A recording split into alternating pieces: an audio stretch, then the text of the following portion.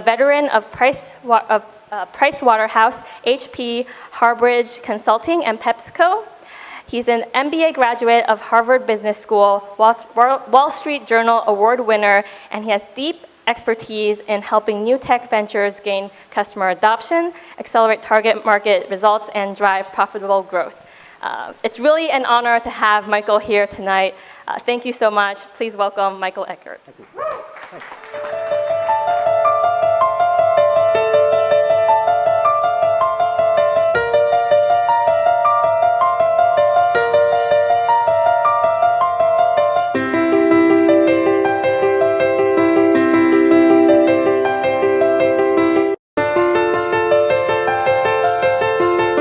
Today with what we call the 7 deadly sins. Those 7 deadly sins are things that I and my partners at Chasm Institute have seen mistakes be done over the last 2 to 3 to 5 years repetitively. And they make us sad, they make us disappointed, say, hey, can you please avoid these 7 sins? So we're going to talk about those as well. There's a key errors that are kind of the not to do as well as the things to do. All right. So what kind of products, services are relevant to the talk tonight? I'm hoping that many of you see, whether you're in a B2C business or a B2B business, that many things on this list probably are represented by the work that you're doing here, whether it's at Workspace here or elsewhere in the Valley. Our test of time around Chasm Crossing is if you have truly a disruptive innovation, and by the way, disruptive, everything's disruptive these days in the Valley, right? That's a wonderful verb, a wonderful word to use. Disruptive has a very specific meaning to us.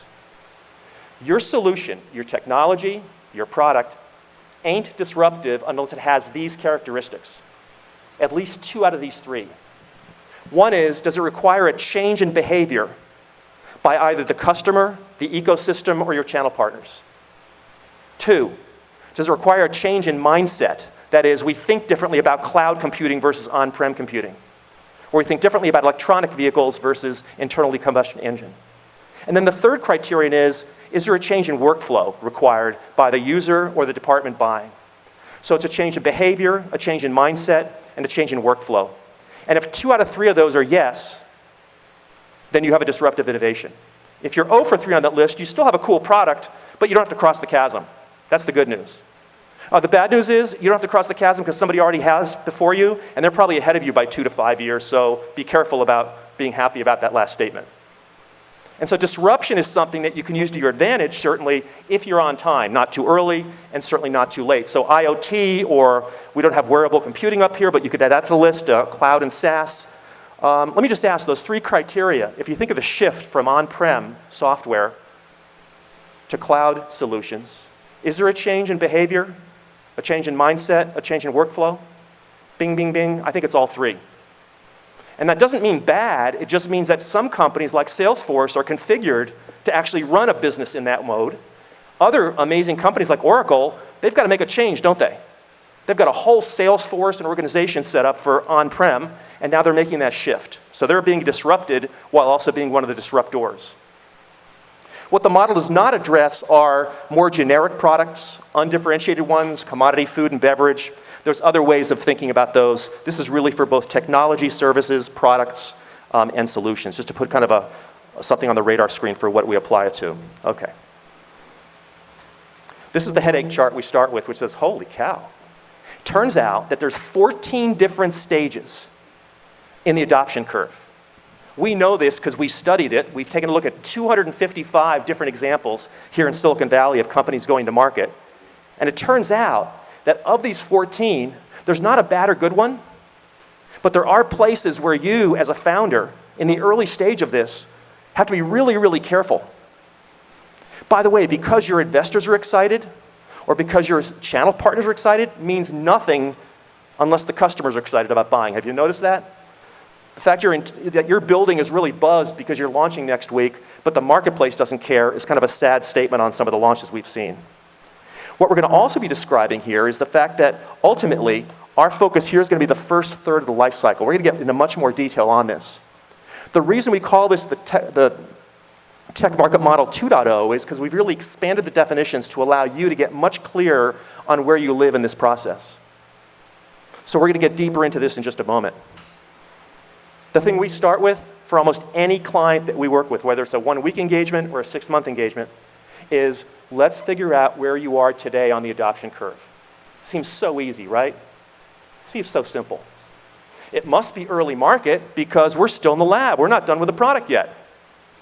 That is not a good criterion. Is it possible to be in the lab with a 50% done product but already be on Main Street? Heck yeah. Toyota right now is working on their 2017 models, right? Those are in the lab, they're sculpting them, they're honing them, they're working on better miles per gallon. That car is halfway ready for 2017 right now. But if that Toyota Camry is in the lab 50% done, does that mean it's an early market? Nope. It's in what we call 5B, maturing market. This is not about you. This is about where the market is. Does that make sense? Apple, with their latest version that's coming out for the new iPad, the one they just came out with better retina display, better battery life, thinner look, and all those wonderful enhancements. Is that a chasm crossing? Of course it's not.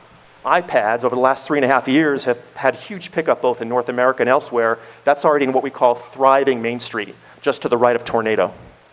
So we're going to get much more deep into the criteria about where we are.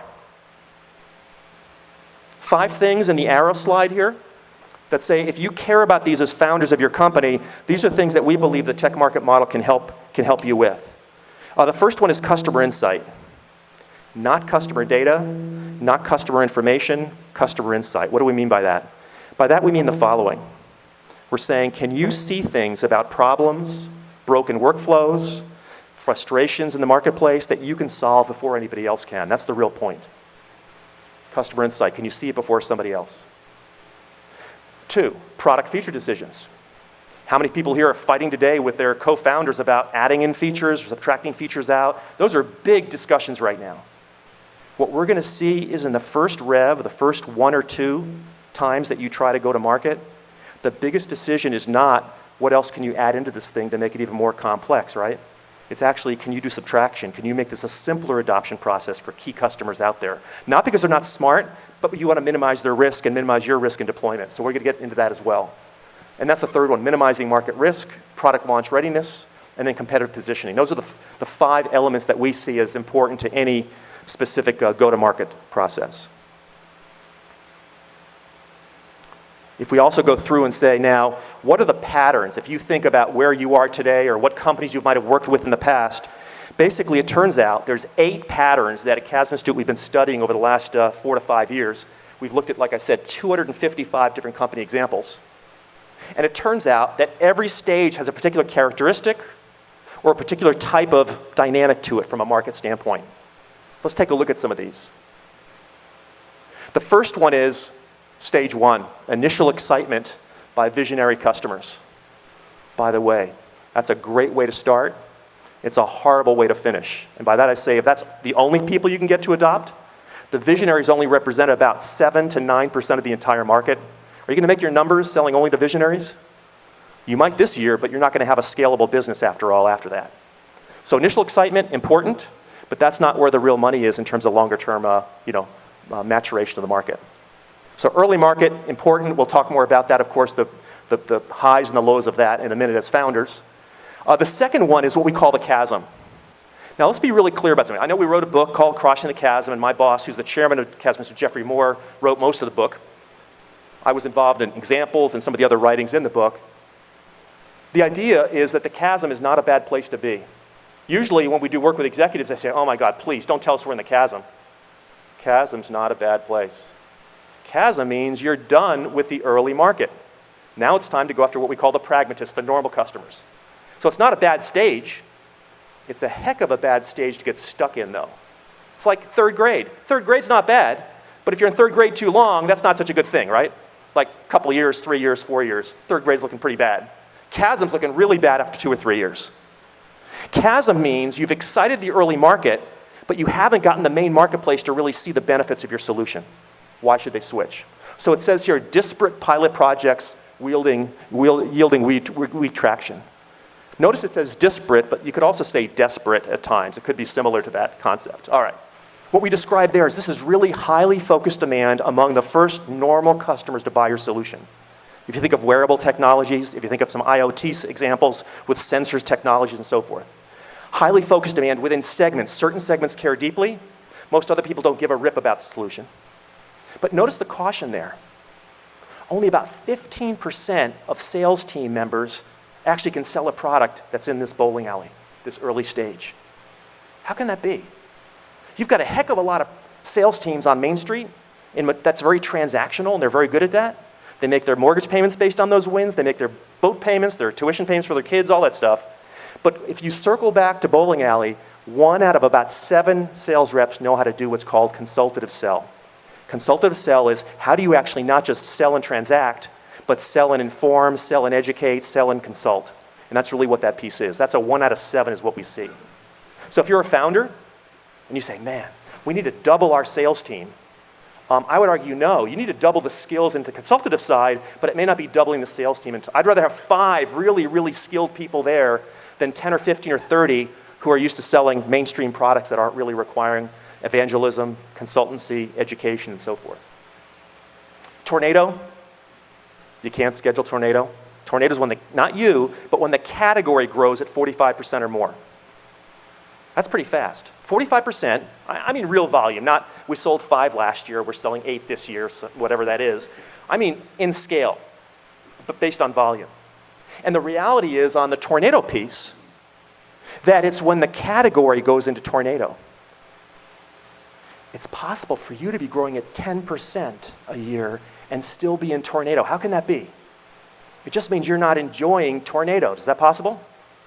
That means that your SaaS solution is not moving at high growth rates, but somebody else's is, and the category overall is moving fast. We'll see in a minute that there's a time focus, a time limit on tornado, typically not more than 3 to 4 years. And then the rest of it, which we're going to spend less time on, is really the mainstream, mature part. For founders in this business, I think what we're going to be saying is really, truly, the key area is the first third of the life cycle. Okay. I'm just going to close this down for a second and put it back up to see if the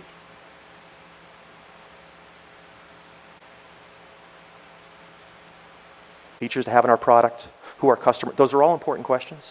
But one of the most important ones you can ask is this, is where is your solution, your product, your service, your technology sitting today in the life cycle? And we're going to give you some delicate kind of thoughts and tools and thinking process around this, because it turns out it's not where you fantasize it is, it's not where you wish it is, it's where you and your team believe it is based on where customers are buying today in the category life cycle. So it can't be scheduled. You know, it's going to be kind of a tough summer. We're all going on trips and travel. Let's start tornado in September, shall we? You know, after Labor Day? That's not how this works. Tornadoes happen when customers decide to buy en masse, not when you seem to be ready or have your supply chains up and running. So it's really about you. No, it's about them, about customers and the markets. And once you know where you are, you could be very clear on what to do, what not to do, and so forth in the overall marketplace. Okay. When Cynthia introduced the session here, we said there were really 9 areas. It turns out that of these 9, the target customer one at the top, I think we're all clear on that without definition and clarity about who your target customer is, odds are you're not going to be very clear on how to go to market. One of the most confusing parts, though, is the second part, which is compelling reason to buy. This is not, full stop, this is not why should customers buy your product? Why should they buy a Tesla? This is compelling reason to buy the category. This is the SaaS solution, this is the wearable technology, this is the IoT solution, this is the electric car. The second part is why should they switch, really, from their current behaviors, their current workflows, to the new workflow? If it's Autodesk, it may be from 2D to 3D imaging. If it's a SaaS model, if it's an IoT, it's a switch to the new category. That is not why buy yours. If they don't want to switch to an electric luxury car, odds are they don't want to buy a Tesla either. Does that make sense?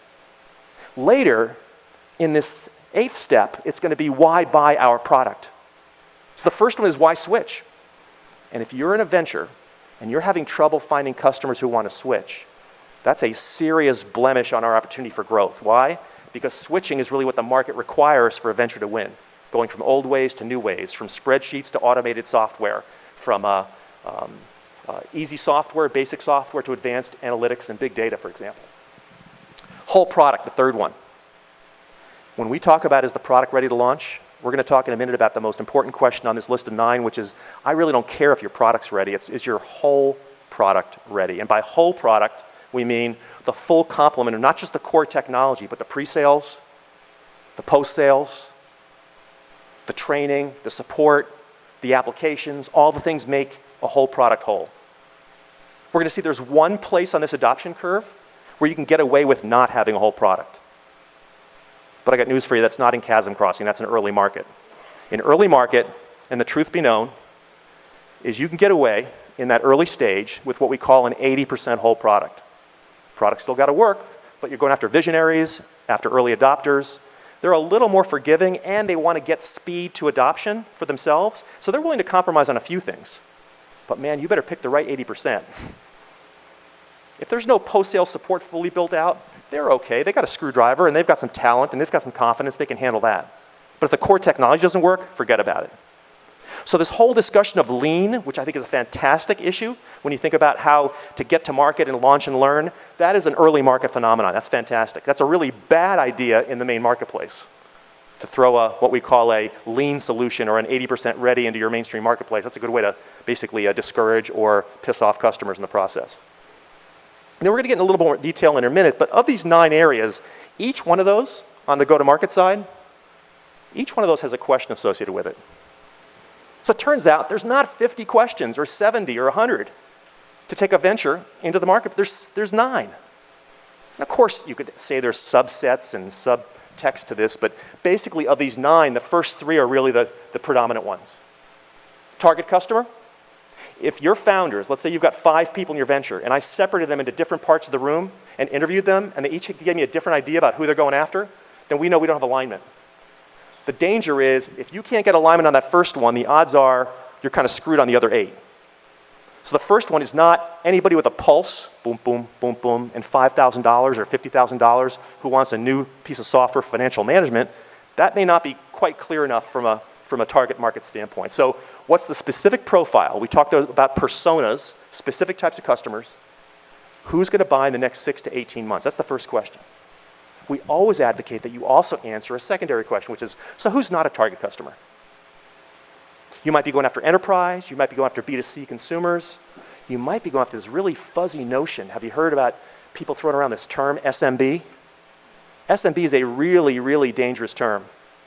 And the reason is, have you ever been at any meeting where any customer comes up to you and goes, hi, I'm an SMB? Maybe an SOB, but not an SMB, okay? SMB is small and mid-sized business. That's a very vague term that large enterprises use for customers they're not sure about, but they know they're not consumers, they know they're not enterprise, so they're SMB. The danger is, could one of those be a 10-person firm, and one of those be a 250-person firm with much different IT, much different dynamics, much different functional organization, and we lump those into one. So we at least suggest that you go after micro, small, and mid-size and define those very carefully and decide which one you're going after. That's target customer. These next 8 down, we'll hit a few of them.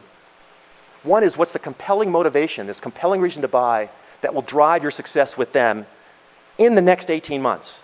If they're excited about switching, but it's 5 years down the road, then unless you have really patient investors, which you probably don't, you need to find a different target customer. So is there a burning platform today? Whole product, we already mentioned that. What's the core product and key enablers? Every one of these 9, in fact, if you think of this list, I would ask you as founders, about 50 people here in the room raised their hands that they're in ventures.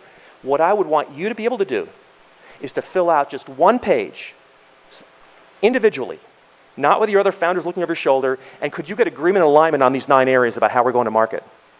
And that would be also, is it the US? Is it global ambitions? Believe me, you want to be careful about global ambitions when you're a startup or a venture. You want to be very careful on that. But all 9 of these areas, and we'll call it the warning label on the side of the cigarette pack, is this black label here that says, based on the 500 engagements we've done with clients, many of them are startups, small, emerging companies, if you cannot get alignment, and I know it's a fancy, cute word, what we mean is really complete, cohesive agreement among your team on these 9 areas, then you need to flesh that out. Otherwise, you don't have a marketplace. You don't have a market. You don't have a go-to-market strategy. Oh, what we also suggest is always have not just an 8-point strategy, but a 9-point. Notice a 9th point is next target. What next segment? What next application? What next platform are you going to be playing into? If you want to give your investors a heart attack, just show them an 8-point strategy.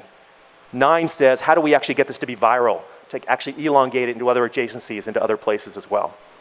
And so these 9 areas, and we'll be sharing these slides with you in the coming days. We'll have it posted up on the website in case you want to use some of these templates as well for your own business. Okay. We want to segue back for a moment to the tech market model and say that as we get deeper into this and describe the key dynamics of each one of these stages, it turns out that your channel strategy, different according to where we are on the adoption curve. Your messaging, even your whole product, 80% whole versus 100% robust. One of the biggest dangers we see is the following.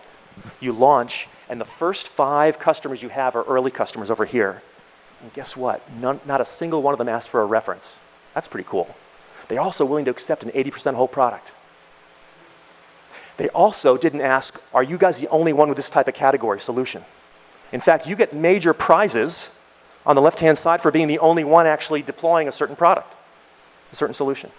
We go, this is awesome. We don't have to have a complete solution. We don't have to have references. We can be the only one in the marketplace. This is going to be great. You get the ugly reception, though, on the right-hand side over here by the pragmatists who say, can you show me 5 references of companies just like me who have already bought? And you go, but nobody else asked. Different market stage. They want 100% whole product. And if you tell pragmatists over here that you're the only one on planet Earth with this solution, you don't get a prize for that. They say, go away, please. We think you're a little early or a little odd or a little different. We're not ready to adopt something where there's so many other smart companies. If you're the only one, how good can this be? In fact, we've seen companies, when they are the only one, they actually license their technology to a second player who they know is going to do a poor job of it, so they can at least say there's this reference, a weak reference of another company trying to deploy the same kind of solution. So we get false positives on the left-hand side as we go through the process. What I'd like you to do is that one-page handout that you have, if you turn to the back side of it, it doesn't make for a good slide, so we're going to kind of talk through this for a moment in terms of some of the dynamics about where you might be residing, but we're only going to take the first half of the page because that's really what's germane to you as key players in the marketplace. We have a few other copies up front if anybody else, do you all have a copy? Great, okay, super. If you don't, I think that the team here would have some for you. Okay. What we're going to say is at the very top, it says there's 2 key things we think about from a venture standpoint that we've learned at Chasm Institute over the last 15 years. You might say, gosh, only 2? Well, these are 2 kind of important ones. The first one is that tech-based markets develop in a very predictable 5-stage pattern. It only doesn't look predictable when you're in it. One of those books that have been written, what to expect when you're expecting, what to expect when you're in the first year as new parents and so forth. Are there patterns in childhood and parenthood? There's patterns, right? I know for many of us, when your son or daughter was maybe 3 months old, it's the middle of the night, you got a meeting the next morning, it's 3 a.m., your kid is screaming, your spouse and you are there trying to calm them down, you're looking in the crib at this little sweet monster, and you're thinking to yourself, I'm the only one ever with this problem. No, this has been going on for about 50,000 years or more. Go back to prehistoric days. It's just that happens to be for you right now. That's similar to the tech market model that says there's patterns here, that as you read through this, what we're going to see is you, in different companies, may have been at different stages. So let's take a quick look at this and talk about the founders' challenges in the specifics around this. And then the second part is not just where are we, but it's that those 9 areas that we were just describing, those 9 areas, they actually have to change depending on where you're on the adoption curve. It doesn't mean a plug and play one time and you're ready to go. And so as we think that through, just stay on that one page. I've kind of sliced it and diced it up and said, this early market, I'll give you a quick paragraph on each one of these, and then a caution at the bottom, typically a pitfall or a problem. Okay. Early market, what is that really? That's when customers are visionaries under the influence of technology enthusiasts. They can't believe how great this new solution is, this IoT solution, this new software that we've never seen before, this 3D printer, whatever it might be that's out there. Each new deal is greeted with enthusiasm. Not by the customer, by you. What? We sold 5 more. Who bought those? Who sold those? How did that all happen? If you're in Main Street and you sell another 500 on Tuesday, nobody has a party. It's like we always sell 500 on Tuesday morning. But when you're a startup on the left-hand side, it's, oh my God, let's have a beer bust. We have 5 customers who just bought. That's a very different dynamic than working at Oracle or HP or Salesforce and so forth in the main marketplace. The product is still immature. Whole product has to be built from scratch. A lot of smart, heavy lifting by smart people, either technicians, technologists, engineers. And it turns out that those aren't those are not products in the early market. They're actually projects. What does that mean? These are oftentimes unique, from scratch. They're not replicable. They're not plug and play. And it turns out, when we think about it, that early market, one of the most scary things we can see is the forecasting many of us do on that hockey stick around the first part of the life cycle. Tops down forecast. There's 50 million, tax filers every year. If we only get 10% of them to use our new software, life is going to be great. Have you seen those tops down forecasts? Right? And what those end up having is kind of a hockey stick effect, where you look out and you say, well, it's going to be slow for a couple quarters until we educate the marketplace. Have you been in those meetings? But by Q4, we're going to scale, we're going to ramp. So you get through Q1, you get into Q2, and there's a little bit of noise, a little bit of buying. Q3, still not what you're hoping. Q4 hits, and the damn product doesn't ramp. It doesn't scale. We're not hitting the volume we thought. So you turn to the person who was making the forecast and say, I thought you said it was going to ramp in Q4. They go, well, yeah, I know I did. I didn't mean this Q4. I meant some other future one, down the road perhaps, but not this one. Thanks a lot. These are very unreachable, unattainable forecasts that we often see. Chasm. This is where we're done with the early market, but we don't have an offer, a solution that is already able to get us into the main marketplace, into what we call the bowling alley. We can't afford to do any more specials for the visionaries who are rather needy. They don't want to talk to a support rep. They want to talk to an engineer who designed the product, all those kinds of things. Pragmatists, however, do not see the relevant references nor evidence of a whole product that would make you what? A safe buy, a standard buy, a secure buy, a stable buy, really. So what's the requirement? The requirement is that we end up getting stuck in pilot project mode in Chasm. How's that working for you, by the way? Is pilot projects like a really profitable way to ramp a business? Not exactly. It's typically heavy labor, heavy intensity, and maybe a couple seats, but not a whole lot of revenue at this point. That's okay, but if you get stuck there, then life as we know it may not get you into the bowling alley. The goal is we need what we call 100% whole product. That's crucial to chasm crossing mode. That's really the goal as we think about that. And what is that about? We'll just talk that through right now. And this might be where some of your companies are today, is in what we call bowling alley. Bowling alley is when the product is endorsed by normal customers, pragmatic customers, within the confines of one or two applications or segments or use models. We'll give you 5 examples in a minute of companies that really understood this as they went to market. Sales cycles within those segments become predictable. Outside those segments, it might be micro business, but not enterprise. It might be small business, but not consumers. It's a clear, well-defined set of requirements that you have to be sold. Broad sales motions. Should we go horizontal in the bowling alley? What's your decision on that? The answer is it's not a decision. You don't. You might be able to go later on, but vertical is really the way to play here. Vertical by demographics, by psychographics, by segment, by application, whatever it is that you really need.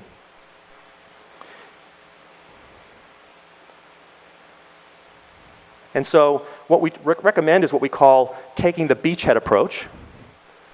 And what this beachhead approach is really to say is, can we attack 1 or 2 segments that actually allow us to gain 100% whole product and a dominant place in an application area that we call big enough to matter, but small enough to win. What that really says is that the typical problem for founders in the early market is that problem statement at the very top. It says, we got 80% of many solutions, but 100% of none. Have you noticed that? The good news is this solution can solve problems across a multitude of verticals. The bad news is it can serve a multitude of verticals. In fact, the first client we ever had at Chasm Institute was a company some of you may have heard of. It's one of the examples we left in the book was Documentum. Documentum later on was bought by EMC and so forth, but at the time they were a spin-off from Xerox.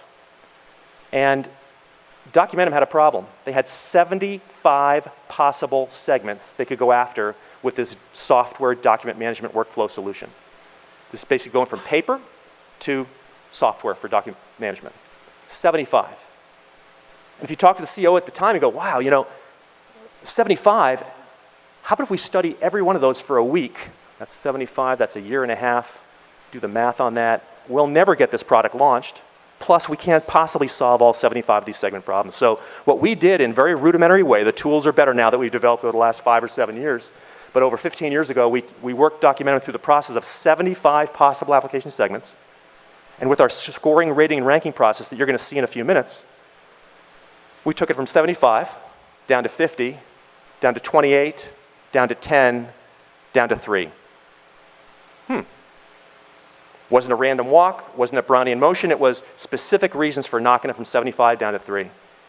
At the end of that, the CEO was asked, wasn't it kind of scary and risky to go from 75 segments down to 3? And he said, you know what's really scary is getting up in the morning and having 75 possible segments to go after and not knowing which one to go after. These 3 actually passed the test that you're going to see in a few minutes on the scoring, rating, and ranking process that we have. What's the most frequent rendered mistake? Is saying we got 75 segments, let's go interview them all. What's the most common set of enhancements they're all talking about? What you've now done is take your 80% whole product and get it up to 83% because you've solved some problem for a majority of them, but you haven't really nailed anybody's problem in complete coherence yet. And so what we say is the correct solution. Now here we say focus on a single beachhead. The book says that too. And the reason we say 1 is because if we said in the book 3, then most people go, well, 3 is good, 9's better, we'll do 9. All right?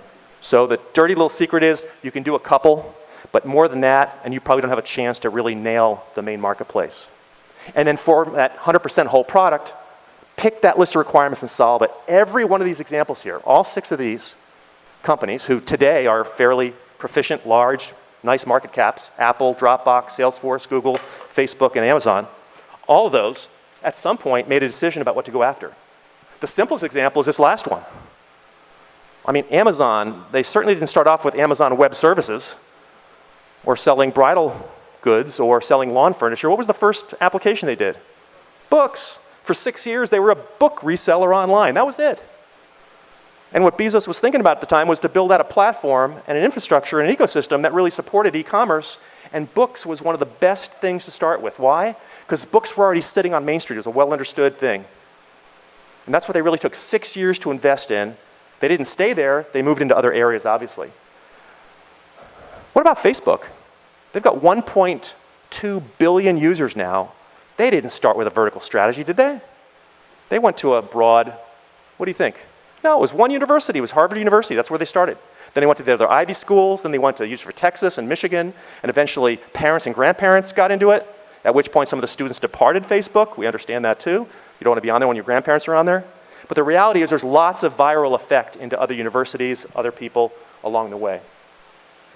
So what we're saying is, if you have great ambitions about market caps, going public, having a particular dominance in the marketplace, every example we've seen at Chasm over the last 15 years in technology start out with 1 or 2 dominant positions and then grew it from there. So the opposite strategy, what we're describing here, is what we call, and we don't recommend this, it's what we call, it's a very technical term, so hang with me here. It's called spray and pray. You seen that attempted? Spray and pray is, you spray the product out there and pray that 20% of somebody in the marketplace adopts. You can do that, but I don't recommend it. There's only one time that spray and pray actually works on the adoption curve, and that's tornado stage. That's the one time where you can actually do a broad horizontal play. But even there, it's limited spray. It's not the whole lawn or it's not the whole neighborhood, all right? All right. So the question that you might want to be asking yourself is, so if we're going to be going after these particular types of segments, how do we know which one we want to actually go after first? And it turns out there's 9 criteria. You might think, God, these Chasm guys like the number 9, huh? Well, these 9 things actually drive success, frustration, or failure in the marketplace. And you'll see in a minute we have some quantifiable ways of measuring that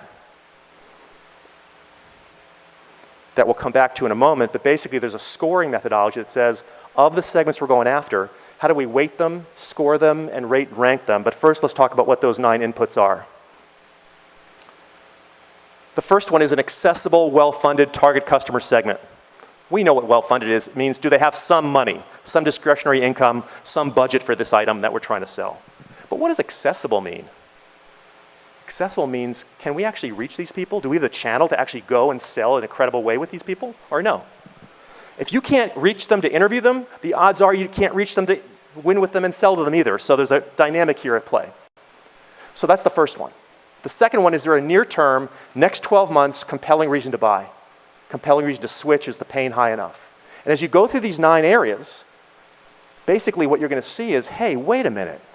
This list looks awfully similar to what we just saw earlier on slide 12. It's the same 9 areas.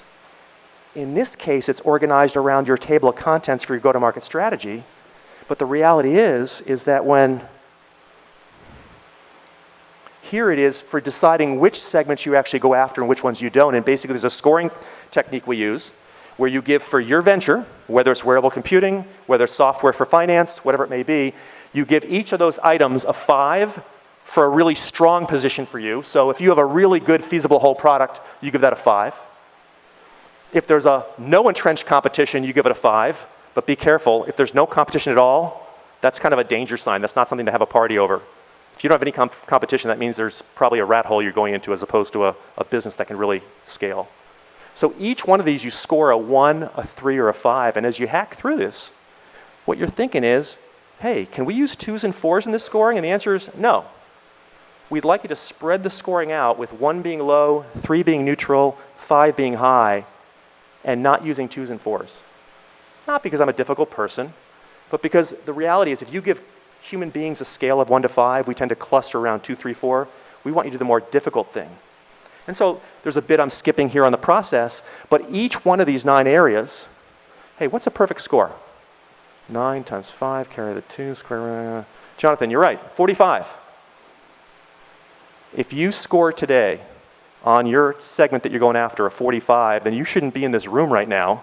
You should be out selling and actively building your business because a 45 out of 45 says you're hitting on all 9 cylinders.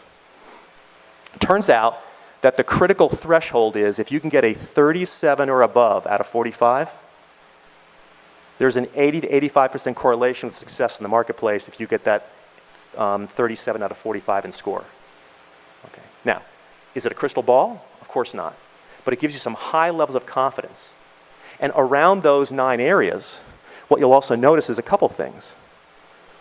One is, hey, on these 9 areas, Michael, there's not a single mention of size and growth rate of the segment, right? We tend to be obsessed in Silicon Valley about the size and growth rate of opportunities. Turns out that's really important, but it's not one of the first 9, because there could be some really good medium-sized segments that could be an incredible place to start your chasm crossing process, but you throw them out because they're not the biggest one. Have you been in those meetings before where it's, oh man, that's not the biggest one? Turns out there's some really big, ugly, mother of all segments that you're not going to win in, so be careful about size being the ultimate criteria. In fact, every one of these 6 companies here use size as a secondary criterion, not a first, not a primary. And so what we tend to say is there's a 10th criterion, we call it the tiebreaker, that says if you have 3 segments and they all score in the mid-30s and up, then yes, of those, pick the largest segment. That would make sense. That's growing the fastest. But what happens if your largest segment is a 22 out of 45? An optimist would say, hey, we're almost halfway to a good score. The reality is you're screwed. You're kind of roadkill at it. 22 out of 45 says you have fundamental problems in a number of these areas. You're not going to make it in the marketplace in a way that you really should. And so we'll be happy to share this template with you later on through electronic and soft copies. But basically, the left-hand side, total score here is out of 45. And you'll see the weightings that we put into it as well. Turns out that not all 9 of these are equally important. Now you might say, hey, wait a minute. Sales strategy, including channels, is only a 1x multiplier? How can that be? Channel's important. A lot of these multipliers are based on the following. It's how hard is it to change the score? Compelling reason to buy, the CRTB, is 6x. Why? Customers either have a problem or they don't. Your hard work is not going to change that. Does that make sense? But pricing or channel, you can at least shift those. Those are under your control more than compelling reason to buy is. And so the perfect score out of 45 converts with the weight to a perfect score out of 100. And here, 37 out of 45, that's helpful, but the real test is the weightedness of it over here. Anything from 85 and above out of 100 says you've got a fundamentally strong position in that segment. And so if you're looking at 3 kinds of insurance businesses, small mom and pop shops, franchises, large corporate insurance for large enterprises, you would score each of those separately. and see which one of those might fit into your software solution best for the chasm crossing episode that you're looking at. And then over here, we won't get into the details here, but basically it turns out that CRTB, compelling reason to buy, most businesses, most SMBs, if I may say so, don't buy for 20 reasons. They buy for 2 or 3 freaking reasons. They make up the rest of them to get their procurement department to approve the purchase. The 2 or 3 major ones are the reasons that we want to get the nuggets here on this page. And so basically, when we work with clients, we take them through the process of take your 5 or 8 segments, go through the scoring. There's an intermediary step we call scenario writing. We'll show you some templates on that or send those to you as well if you'd like. But basically, the scoring, rating, and ranking allows you to really get to a level of granularity and confidence about what you're going after. Again, what we see many times is that as an experienced and seasoned person, as you're looking at segments, your intuition tells you things. We're hoping that the numbers here will actually stand up to your intuition and actually support and go, oh, that's why I felt that way about it. So if we think of those 9 areas that you then convert into a template for real venture acceleration around time to revenue, every one of those 9 matters.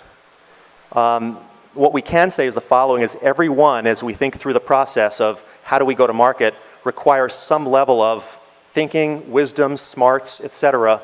But what it doesn't require is, fantasy thinking. This has to be real thinking instead of fantasy. And so every time when we suggest for a business that they create a template or fill out a template like this, and let me just get to the proper page on that. You would actually take your plan, see what your highest or couple highest scoring segments are, and then build out a plan for that. It could be a web-based SMB business. You would put in there what stage you're in, based on a lot of it's in the book that you'll be getting at the end of this session tonight, so there's some good reading there for you. In this case, the example is that they're in mid-bowling alley. So you slide that over into early or mid, wherever it belongs. You put your time period as the next 12 months, 6 months, etc. You describe your business objective for this plan. Oh, let me back up to business objective. Please don't put in there what you hear way too often, which is our business objective is to grow the business. Have you been to those meetings or those coffee talks? Wow, that's a great strategy. Grow the business. What did you choose not to do? Not grow the business? Was that your other strategy? Shh, don't let anybody know you're growing the business. That's a great one to copy. Grow the business is some vision or some hyperbole. An objective is what are we going to do? And then these 9 areas are how are we going to actually do that? And so ultimately, with this plan, you would then put in there what your target customer actually looks like. In this case, small to mid-sized professional tax and accounting SMBs with up to 250 total employees who are seeking to achieve both, and you get the idea. Each one of those, ideally, you go a little further and deeper and click and you get more detail. But if you cannot get agreement on one page among your founders, and your investors for that matter, then you probably don't have a plan that's really going to be worth pursuing. Okay. So we advocate that you take this as a way to structure and think through and really hack through the go-to-market challenges that you have in your business.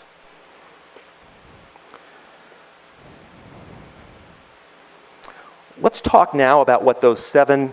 Oh, and here's an example as well, I should say, of the 9 points and how it plays out in some level of granularity on this page. And now let's finish up in the last little bit of time with the 7 deadly sins, really predicated and based on what we've covered to this point as well. The 7 deadly sins to avoid as founders.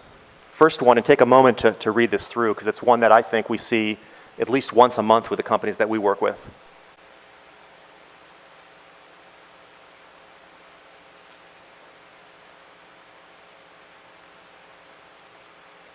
What are we getting at here?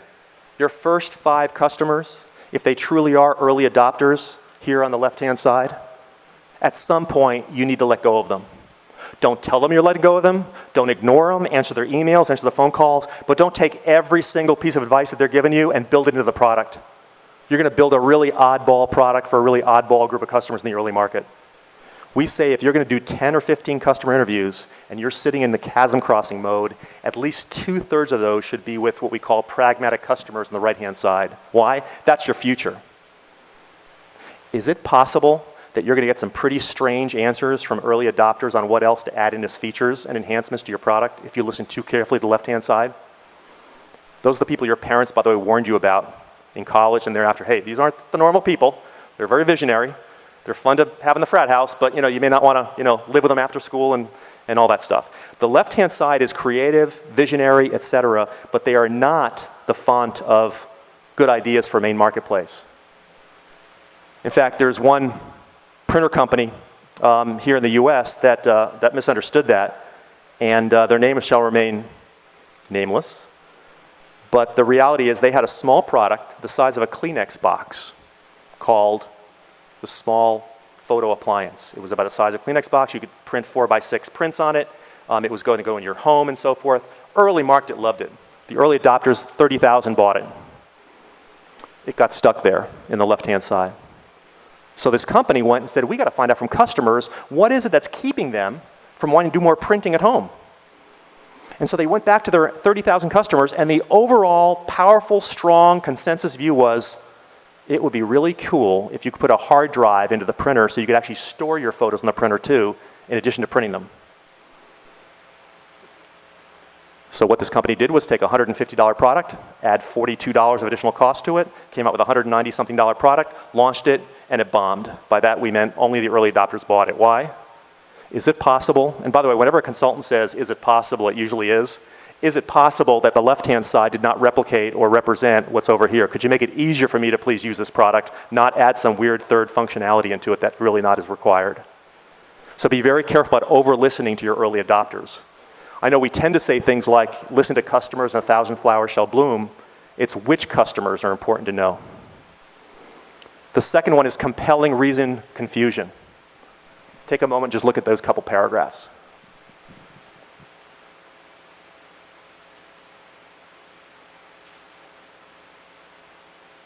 So you recall that on our discussion here, the compelling reason to buy is the primary piece under the second part of the 9-point go-to-market checklist. As we think this through on compelling reason confusion, have you ever decided that this is why customers are going to buy your product, but it probably has nothing to do with why customers actually do buy? Compelling reason to sell is your fantasy about why customers buy your product. Compelling reason to buy is the real pain points that are being solved. No customers out there care about your compelling reason to sell. So you got to use their words, their problems, their pain points, not your beliefs, hypotheses, or understandings that may be flawed or not correct, shall we call it. Compelling reason to buy should really be 2 to 3 areas that really are specifically identified around that. Third one, whole product perfectionism. Just take a moment, please, and just read that one through, and then we'll talk through an example on that.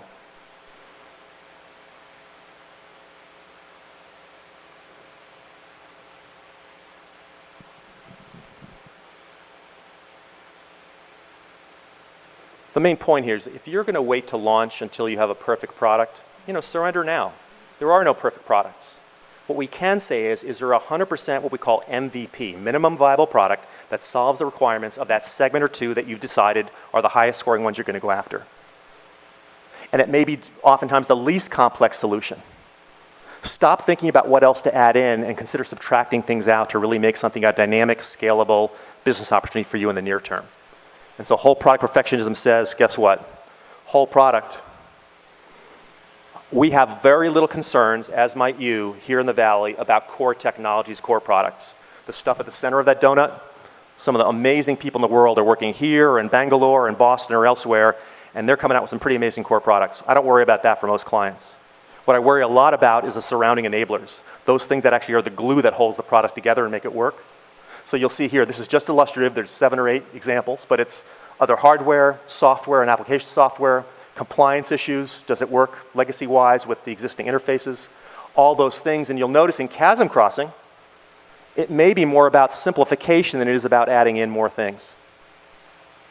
And so ultimately, whole product really resides in the mind of customers and what they need, not on what you feel like putting into the product.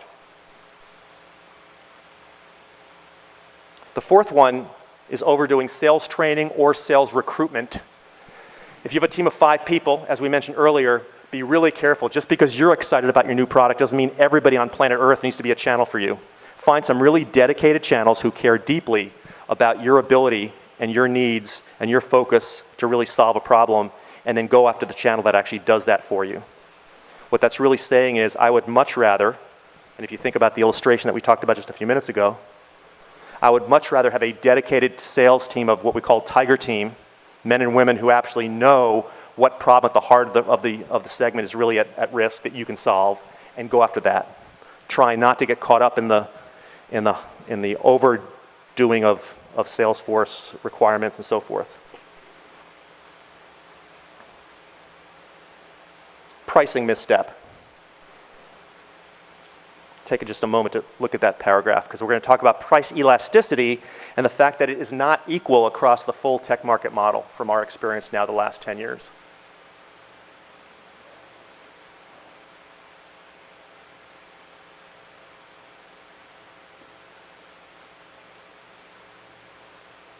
What we're getting at here is the elasticity piece, and we'll come back to these paragraphs in a moment.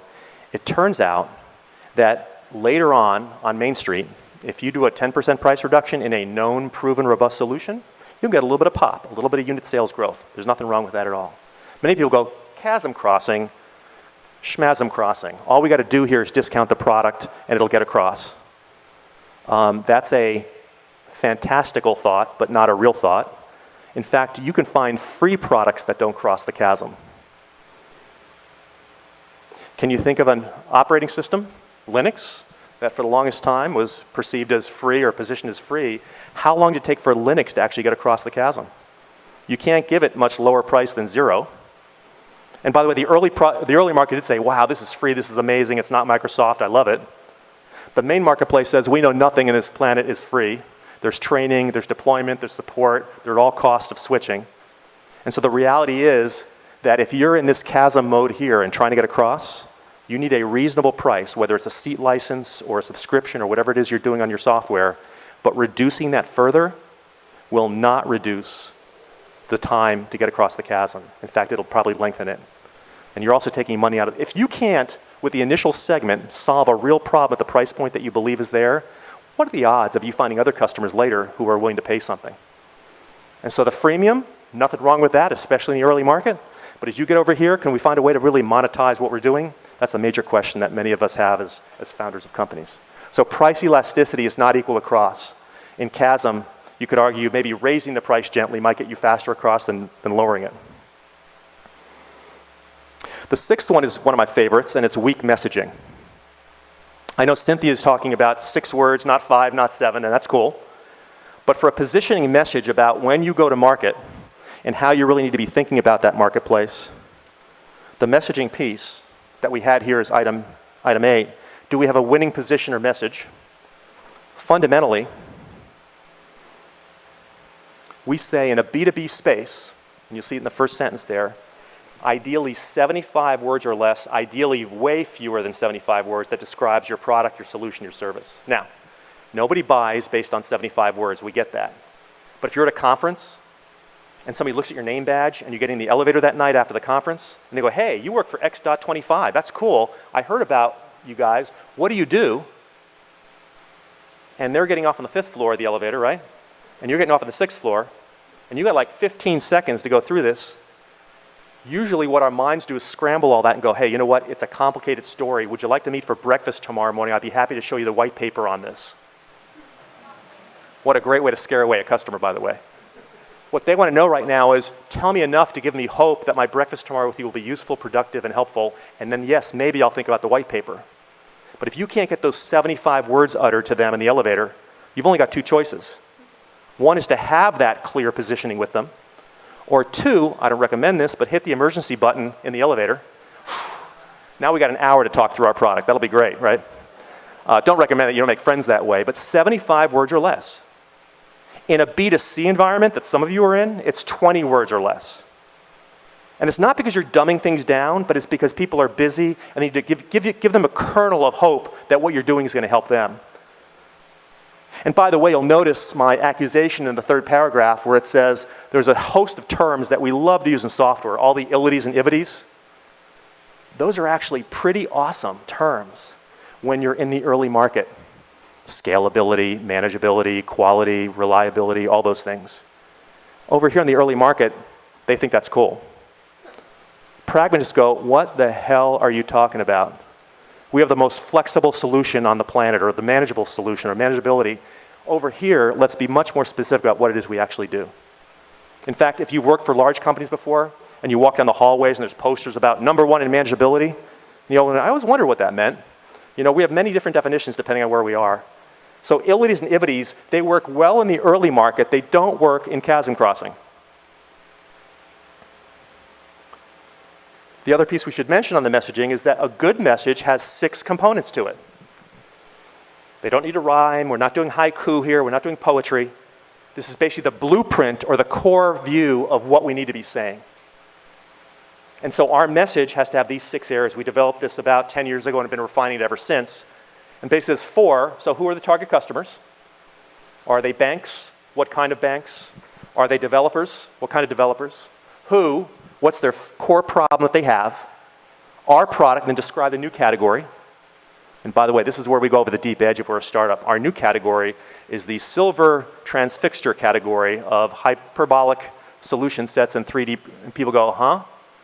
What you really want to name as a category there is where somebody already has a budget line item in their business so that they know they can pay for this. So have a non-weird or normalized category to be stated there. This is a little bit like Nokia outlawed the idea about every calling the smartphone a phone when they were first coming out with it. Remember the Nokia communicator back 10, 15 years ago? No, it's still a phone. That's what people buy. That's what the budget line item was for families and for businesses and for sales reps and so forth. So our product is that provides, and that key problem-solving area should in some ways, ideally, match the problem they're having in the second line. How about that? And then we don't stop. We got 2 more pieces to a good positioning message. Remember, all this has to be 75 or fewer words. And then there's always the unlike. And remember, you're not doing a billboard here for Highway 101. This is just your architecture for what you want to say to customers. And the unlike is, unlike your reference competitor, or the manual way of doing this, or the old spreadsheet capability, or whatever it is, you don't need to name a company. Our product, and then you bring out 1 more point of differentiation that causes you to be trumping the other company, the other business, the other solution set out there. Those are the 6 areas. And what I'll encourage you to do is for anybody here in the room that's in a founding business, that's up to 1 year old, if you want to send me an email with your 6-point positioning message, time limit is true, by the end of June, so by June 30th, it doesn't give you a lot of time, that'll give you 10 days or so. Send it to me, I'll give you some feedback and critique on it. The most important thing you can do is clarify this set of 6 items for your message coming out of the process. And please keep in mind that it doesn't mean the rest of the areas are not important. It says every one of those are, but you can't even do a good positioning message until you're clear on who the target customer is, what their problem is, who the competition is, and all the other things that are on this list. So please don't start with message, please finish with message is the right way to really think about this when we go through it. And then lastly, the vision thing. Just take a look at that for a moment.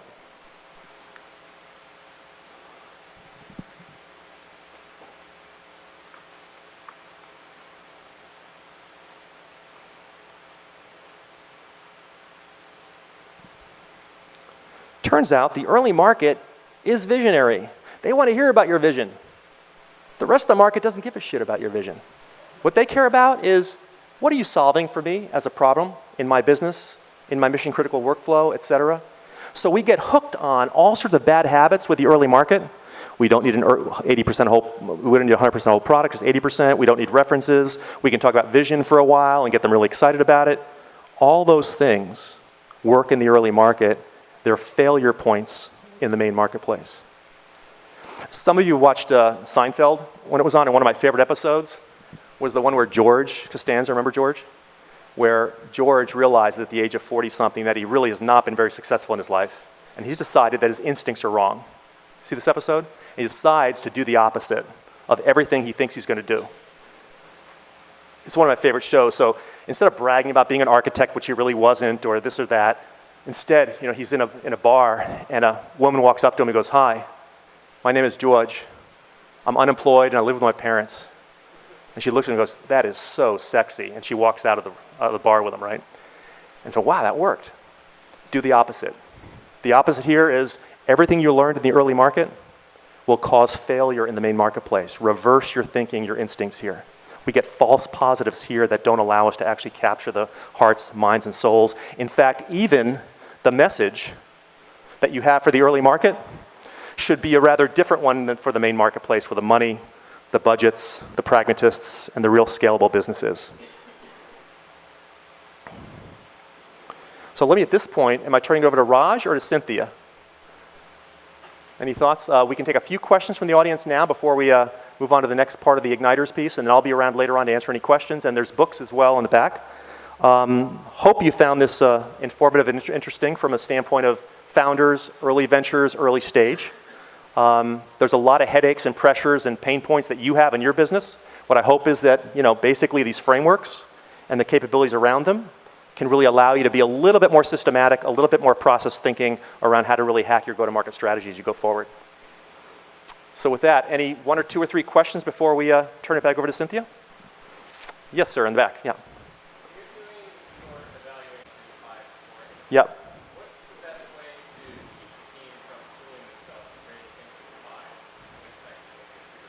Yeah, right, great.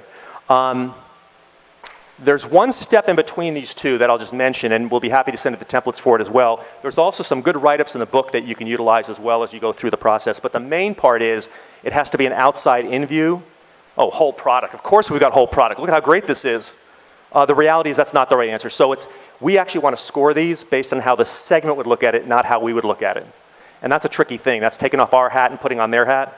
But the reality is ultimately, you would actually want to do this and test it with real customers around these 9 areas as opposed to having it be only in our mind, in our thoughts, and our imagination. Otherwise, the trap is bias is, powerful and painful along the way. Let's take a couple more questions if we have. Yes, all the way in the back.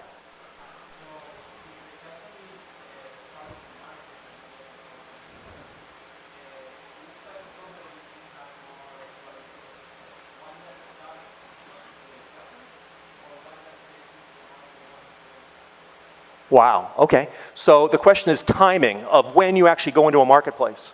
There's a lot of examples in technology, AI, artificial intelligence, that's been talked about for 25 years and hadn't really crossed the chasm until rather recently, right? There's a lot of research, a lot of university studies, a lot of talk, a lot of conferences, but AI, in terms of true pragmatic utilization in the main marketplace, is just now coming to a forefront. So your question is a great one, which is it good to be first? And the answer is, it's cool to be first. It's fun to be first. Is it good to be first? Maybe not. In fact, what we're going to find is the reality of what you're saying is there's a lot of pain in this early process that if you can learn from some of your competitors and maybe time it so that you cross after you've already learned a few things from them about what doesn't work, that would be actually pretty good. So the reality is being first to market, not always a good idea. I know that's fighting the trends in Silicon Valley here, but first just means you're first. What you really want to be is as follows, not first to market, but you want to be the first one to dominate the bowling alley. And with that, you need to be a lot more customer intimate, whole product oriented, and so forth. And so the short answer is, it's okay not to be first here. It's not okay not to be first here. So there's lots of early market think tank work going on that may not ever pan into something. You want to commercialize it going across. Before we take one or two more questions, a question that often comes up is, hey, Michael, how do we even know if we've actually crossed already or whether the category's crossed? And that's a very complex question, but I'll give you a simple answer to it, which is, you know the category has crossed the chasm if the following is true. Can you find a group, meaning a segment, of normal pragmatist customers who can no longer imagine life without the solution in place? I don't mean can you find a group of customers, because there's a lot of weird-ass people on the left-hand side who are buying the product. I mean normal people who could say, you cannot remove this from my life anymore. So even a year or two ago, if you think of the iPad and tablet PCs and say, did that cross? And the answer is, yes, it did cross. There's a lot of people who say, I can no longer imagine life with just a smartphone and a desktop or a laptop. The tablet is fitting into my life in a rather good way as a consumable information source for me. And so the test here is, can you find a segment or two that can no longer imagine life without the solution? If the answer is no, then you haven't crossed yet. Okay? Let's take one more question I think we have time for before we move on. Yes, please, sir. Yeah, right there.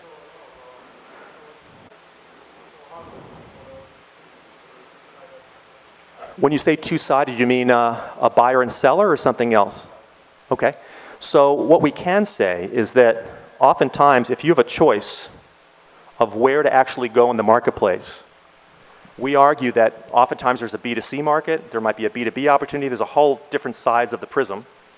We argue that almost every category or product that crosses the chasm initially, it's rarely a consumer product. It's almost always a business product. So if you think of the two-sidedness of B2C versus B2B, there's a few things like social networking and Facebook that of course crossed over as consumer. But how about large screen televisions? Did those cross the chasm with mom and dad and the kids at home?